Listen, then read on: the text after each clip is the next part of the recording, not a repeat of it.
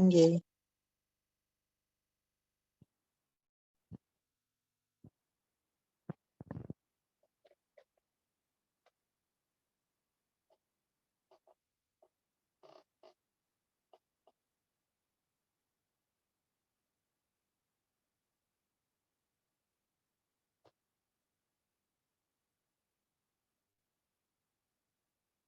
السلام عليكم ورحمة الله وبركاته. إلى أشرف النبيين محمد رسول الله صلى الله عليه وسلم وآله وذريته وأزواجه وأهل بيته الكرام، وإلى أرواح إخوانه من الأنبياء والمرسلين الصحابة والتابعين والأولياء الصالحين والعلماء العاملين والملائكة المقربين والمجاهدين في سبيل رب العالمين، وإلى المصنفين المخلصين، خصوصا إلى سلطان الأولياء الشيخ عبد القادر الجيلاني والإمام أحمد الرفاعي الكبير، وسلسلة رجال الطريقة الرفاعية، وسلسلة رجال الطريقة القادرية، وسلسلة رجال الطريقة النقشبندية، وسلسلة رجال الطريقة العلوية، وإلى أرواح المسلمين والمسلمات والمؤمنين والمؤمنات من مشارق الأرض إلى مغاربها، برها وبحرها، خصوصا آباءنا وأمهاتنا وأجدادنا وجداتنا ومشايخنا ومشايخ مشايخنا وأساتذتنا وأساتذة أساتذتنا، ونخص خصوصا إلى شيخ مشايخنا الشيخ عبد الله الهرري، الشيخ نزار حلبي، والشيخ محمد هاشم أشعري، والشيخ عبد الوهاب حسب الله، والشيخ السوري شمسوري، والشيخ عبد العزيز مشهوري، والشيخ عبد المهيمن نور، وسائر مشايخنا وأساتذتنا، وإلى مؤلف هذا الكتاب، وإلى أولادنا وتلاميذنا وتلميذاتنا وجماعتنا، بنية أن يجعلهم الله الصالحين والصالحات، وإلى من فتح ونشر الإسلام في هذه القرية، وبنية التوفيق والتيسير، وبنية قضاء جميع الحاجات والديون، وبنية الشفاء والنصر على الأعداء، وقبول الدعاء، ونيل كل سول، ورؤية الرسول، وشفاعة الرسول، ومرافقة الرسول في الآخرة، ولرضاء الله. الفاتحة. أعوذ بالله من الشيطان الرجيم. بسم الله الرحمن الرحيم. الحمد لله رب العالمين، الرحمن الرحيم، مالك يوم الدين، إياك نعبد وإياك نستعين، اهدنا الصراط المستقيم، صراط الذين أنعمت عليهم غير المغضوب عليهم ولا الضالين. آمين. بسم الله الرحمن الرحيم. الحمد لله رب العالمين، له النعمة وله الفضل وله الثناء الحسن، صلوات الله البر الرحيم والملائكة المقربين على سيدنا محمد الأمين وعلى آله وصحبه الطيبين الطاهرين. رب اشرح لي صدري ويسر لي أمري وثبتني على الإيمان. اللهم لا سهل إلا ما جعلته سهلا، وأنت يا حي يا قيوم تجعل الحزن إذا شئت سهلا. اللهم ارزقنا الإخلاص في النية والقول والعمل، ونعوذ بك من حال أهل النار.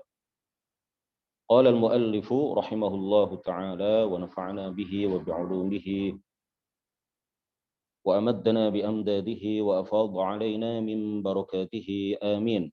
العورات أربع. العورات أربع. Aurat-aurat itu ada empat macam. Yang pertama adalah auratul rajuli mutlaqan wal amati fis salati ma baina surrati war rukbati. Yang pertama adalah auratnya laki-laki secara mutlak. Secara mutlak di sini maksudnya di dalam sholat, di luar sholat, kemudian di hadapan siapapun. Wal amati, dan budak perempuan, fis sholati, di dalam sholat, ma baina surrati war rukbati, adalah antara pusar dan lutut. Wa auratul hurrati, dan auratnya perempuan merdeka, fis sholati, bukan budak maksudnya, fis sholati, di dalam solat, adalah jami'u badaniha, seluruh badannya, masiwal wajhi wal kaffaini, selain wajah dan dua telapak tangan.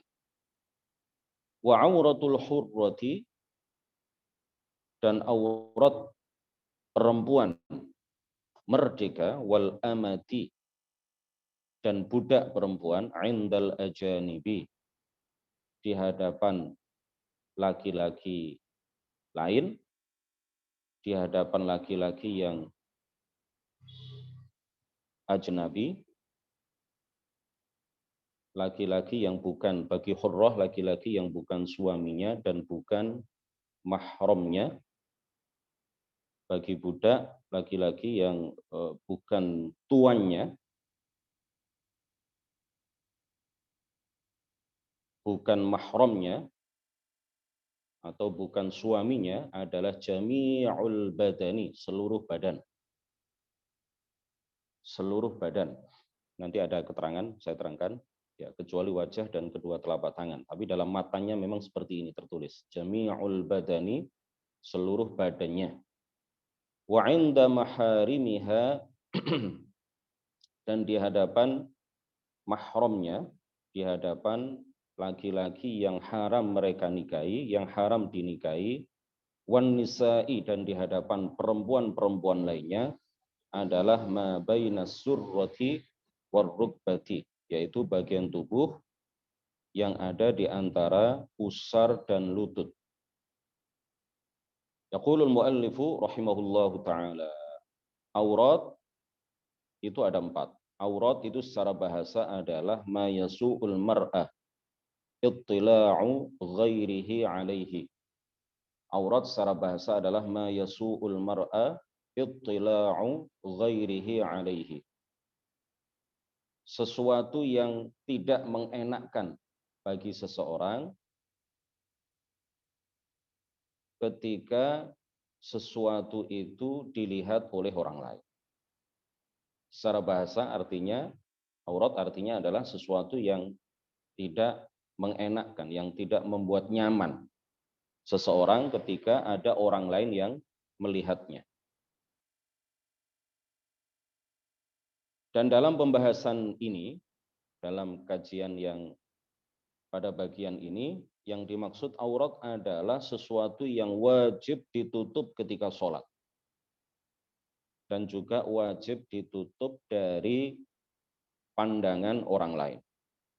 Sesuatu yang wajib ditutup ketika sholat, dan sesuatu yang wajib ditutup dari pandangan orang lain.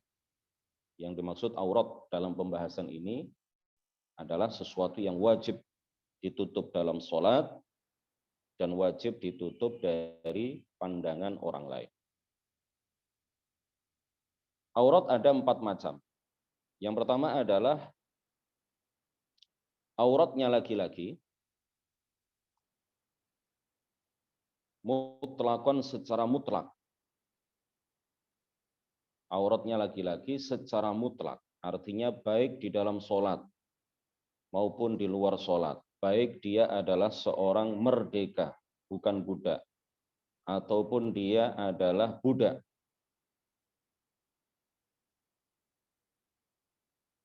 Baik di hadapan laki-laki lain, baik di hadapan laki-laki lain, ataupun di hadapan para perempuan, ataupun di hadapan mahram, ya, kecuali di hadapan istrinya sendiri, ya, kecuali di hadapan istrinya sendiri, adalah antara pusar sampai dengan lutut. Adalah antara pusar sampai dengan lutut. Pusar tidak termasuk aurat, lutut juga tidak termasuk aurat. Jadi kadang-kadang ada beberapa orang yang melakukan perjalanan berombongan, perjalanan ke Wali Songo, ke Wali Lima, ke Wali Jawa Tengah, atau Wali Jawa Barat, atau Wali Jawa Timur, satu bis, kamar mandinya terbatas, Lalu satu dengan yang lain mengatakan, ayo mandi bersama saja, 10 orang masuk semuanya. Toh juga sama laki-lakinya. Kemudian mereka, mohon maaf, telanjang bulat sama-sama dalam satu kamar mandi. Saling melihat satu sama lain auratnya. Dengan dalih bahwa mereka berjenis kelamin yang sama. Ini tidak boleh. Karena laki-laki itu di hadapan laki-laki lain itu juga punya aurat. Seorang laki-laki di hadapan sesama laki-laki ini juga punya aurat. Artinya punya bagian tubuh yang wajib ditutup dan tidak boleh terlihat walaupun oleh sesama laki-laki. Yaitu ada antara pusar sampai dengan lutut.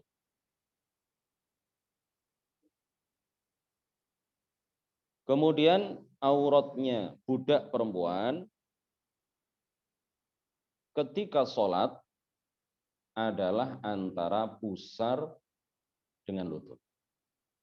Hamba sahaya perempuan, ya. Hamba sahaya amah atau budak perempuan. Aurat dia yang wajib ditutup ketika melakukan sholat adalah antara pusar dengan lutut. Kemudian yang ketiga adalah auratnya perempuan yang merdeka. Artinya yang bukan budak, yang bukan hamba sahaya. Di dalam sholat adalah seluruh badannya, seluruh tubuhnya, kecuali muka dan kedua telapak tangan. Baik punggung telapak tangan maupun bagian dalam dari telapak tangan. Ini bukan aurat. Kadang-kadang ada mukena yang menutupi ini sampai sini, ya enggak apa-apa, bagus-bagus saja. Antisipasi, jangan-jangan nanti ketika mengangkat tangan, ketika menselonjorkan tangan, ketika sujud, kemudian ini agak bergeser sedikit, ya, ini agak bergeser sedikit, maka tidak terbuka auratnya. Sekarang banyak mukena itu yang pakai menset. Banyak mukena saat ini yang ngetren itu sekarang pakai menset. Nah, itu bagus sekali, ya. Kalau mukena zaman dulu dan sampai sekarang masih beredar di beberapa pasar, di beberapa toko pakaian, itu tidak ada mensetnya, tetapi bagian dari punggung telapak tangan itu ditutup, ya, ditutup sampai segini. Ya boleh, walaupun ini terbuka, boleh. Punggung telapak tangan ini ketika seorang perempuan sholat boleh terbuka, karena memang yang wajib ditutup adalah seluruh badan kecuali muka dan kedua telapak tangan, dalam arti apa? Bagian luar dan bagian dalamnya boleh terbuka. Yang keempat adalah auratnya perempuan merdeka dan hamba sahaya, perempuan yang bukan hamba sahaya. Kemudian auratnya hamba sahaya perempuan di dalam sholat, di luar sholat, yang keempat ini ya, di luar sholat, di depan laki-laki lain, di depan ajnabi, di depan ajanib. Ya, bagi perempuan merdeka yang disebut ajnabi, disebut ajanib itu adalah bukan suaminya. Ya. Bukan mahramnya. Bukan suaminya, bukan mahramnya. Kalau bagi seorang budak perempuan, yang dimaksud ajanib atau ajnabi di sini adalah bukan suaminya, bukan tuannya, bukan mahramnya. Saya ulang, yang keempat adalah auratnya perempuan merdeka dan budak perempuan di hadapan ajanib, di hadapan laki-laki ajnabi, adalah jami'ul badani, seluruh badannya. Adalah seluruh badannya. Di dalam syarahnya ini, di dalam salah satu syarahnya ditambahi atau diterangkan siwal wajah wal kaffain. selain wajah dan kedua telapak tangan. Memang menurut sebagian ulama Syafi'iyah, menurut sebagian ulama pengikut mazhab Syafi'i, aurat perempuan dan juga hamba sahaya perempuan di luar sholat di hadapan laki-laki lain, ya, yang bukan suami, bukan mahram, bukan tuannya kalau dia budak perempuan, adalah seluruh badannya. Ya, artinya wajah harus ditutup. Wajah bagi mereka menurut pendapat ini wajib ditutup. Tetapi menurut Al-Bulqini, salah seorang ulama pengikut mazhab Syafi'i yang sudah mencapai ashabul wujuh, salah satu ashabul wujuh, tingkatan yang sangat tinggi di dalam mazhab, aurat perempuan merdeka dan hamba sahaya perempuan, ya, hamba sahaya perempuan di luar sholat di hadapan laki-laki lain adalah seluruh badannya kecuali muka dan kedua telapak tangan. Al-Isnawi menyatakan, ya, Al-Isnawi salah seorang ulama mazhab Syafi'i, begitu juga Al-Bulqini menyatakan bahwa pendapat inilah pendapat yang benar. Kemudian beliau berdua menyatakan inilah pendapat sebagian besar ashabus Syafi'i. Sebagian besar ashabus Syafi'i berpendapat bahwa aurat perempuan di hadapan laki-laki lain di luar sholat, begitu juga aurat hamba sahaya perempuan di hadapan laki-laki lain, di hadapan ajnabi di luar sholat adalah seluruh badannya kecuali muka dan kedua telapak tangan. Para mutaqaddimin dari mazhab Syafi'i juga menyatakan hal yang sama. Bahkan Al-Qadhi Iyad dan Ibnu Jarir At-Tabari, ya, bahkan Al-Qadhi Iyad dan Ibnu Jarir At-Tabari, Al-Qadhi Iyad ini adalah salah seorang ulama bermazhab Maliki, sedangkan Ibnu Jarir At-Tabari, ahli tafsir yang masyhur itu, beliau juga ahli fiqih, beliau juga ahli hadis. Menurut banyak sekali para ulama, Ibnu Jarir At-Tabari sudah mencapai derajat sebagai mujtahid mutlak, setingkat dengan ashabul madzhab al-arba'ah, setingkat dengan Imam Abu Hanifah, Imam Malik, Imam Syafi'i, Imam Ahmad ibnu Hanbal. Al-Qadhi Iyad dan Ibnu Jarir At-Tabari mengutip ijma', menukil ijma', kesepakatan para ulama bahwa aurat perempuan di luar sholat di hadapan ajnabi, di hadapan laki-laki lain yang bukan suami, bukan mahramnya, bukan tuannya kalau dia budak perempuan, adalah seluruh badannya kecuali muka dan dua telapak tangan. Ya. Meskipun harus kita akui memang ada sebagian ulama, bahkan di kitab-kitab yang diajarkan di Indonesia, menyatakan, ulama mazhab Syafi'i menyatakan bahwa aurat perempuan adalah seluruh badannya, termasuk muka, ya, termasuk muka wajib ditutup menurut mereka. Ya, kalau ingin keluar dari khilaf, silahkan memakai cadar. Ya, silahkan memakai cadar. Bahkan para ulama menyatakan pakai cadar itu sunnah. Pakai cadar, ya, bagi sebagian ulama wajib. Tapi menurut pendapat yang sahih dalam mazhab Syafi'i, pakai cadar itu bukan sebuah kewajiban. Tetapi dianjurkan, disunnahkan. Wa 'inda maharimiha wan nisa'i, dan aurat perempuan merdeka serta aurat budak perempuan di hadapan mahram-mahram mereka. Mahram itu artinya laki-laki yang haram dinikah. Ya. Laki-laki yang haram dinikahi. Seperti ayah, ya, seperti adik laki-laki, seperti abang laki-laki, seperti keponakan, ya, anak laki-laki dari saudara perempuan, dari saudara orang ini. Aurat perempuan merdeka dan juga aurat budak perempuan di luar sholat, di hadapan mahram-mahram mereka, dan juga di hadapan perempuan yang lain, dan juga di waktu sendiri. Di waktu sendiri adalah ma bainas surrati warrukbati, adalah antara pusar dan lutut. Ini tidak boleh dibuka, walaupun di hadapan ibu sendiri, walaupun di hadapan abang sendiri, walaupun di hadapan ayah kandung, walaupun di hadapan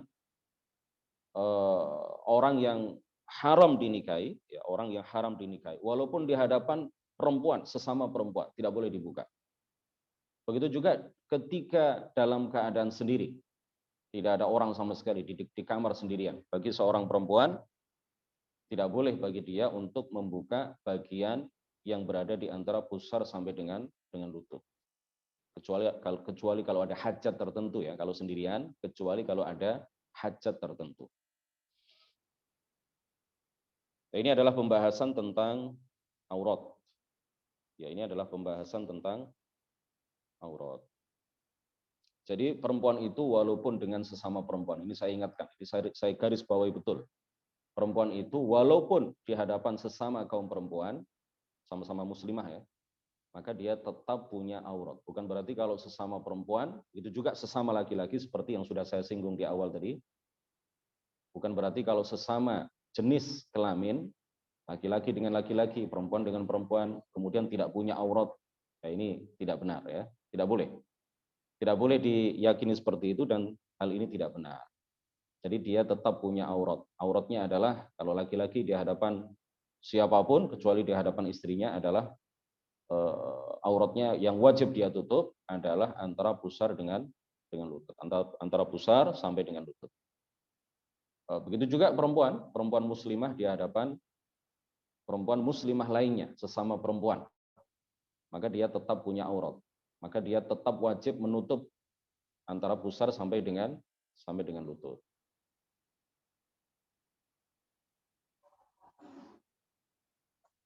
Ada pertanyaan tadi Mbak Indah.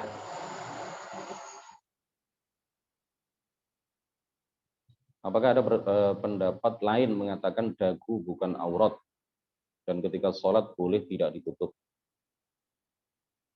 Saya tidak tahu, ya, nanti saya tanyakan. Tapi yang saya tahu selama ini, dagu ini adalah ketika sholat, ya, di luar sholat juga, ketika sholat maupun di luar sholat, dagu perempuan, ya, sampai di sini wajib ditutup, ya, sampai di sini. Karena kalau ini tidak ditutup, kemudian leher bagian atasnya terbuka, dan leher bagian atas itu bukan termasuk dari wajah, maka sholat tidak sah. Maka aurat ada yang terbuka. Nanti saya tanyakan, Pak Indah, ya, insya Allah. Izin bertanya, mohon diulangi aurat perempuan di hadapan perempuan, ya, antara pusar sampai dengan lutut. Aurat perempuan di hadapan perempuan adalah antara perempuan muslimah, ya. Perempuan muslimah di hadapan perempuan muslimah. Aurat perempuan muslimah di hadapan perempuan muslimah lainnya. Karena kalau di hadapan orang-orang perempuan dari kalangan orang-orang kafir, ini beda lagi pembahasannya.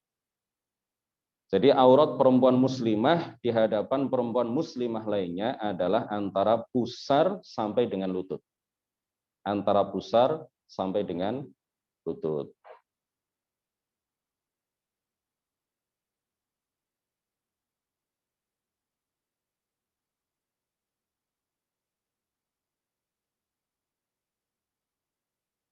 Berarti telapak tangan bagi wanita ketika sholat boleh terbuka. Iya, boleh terbuka. Boleh terbuka. Kemudian ada pertanyaan, kaki perempuan juga berarti harus ditutup, baik ketika sholat maupun di luar sholat. Iya, kalau dalam mazhab Syafi'i wajib ditutup. Dalam mazhab Syafi'i wajib ditutup, baik di dalam sholat maupun di luar sholat. Tidak ada bedanya.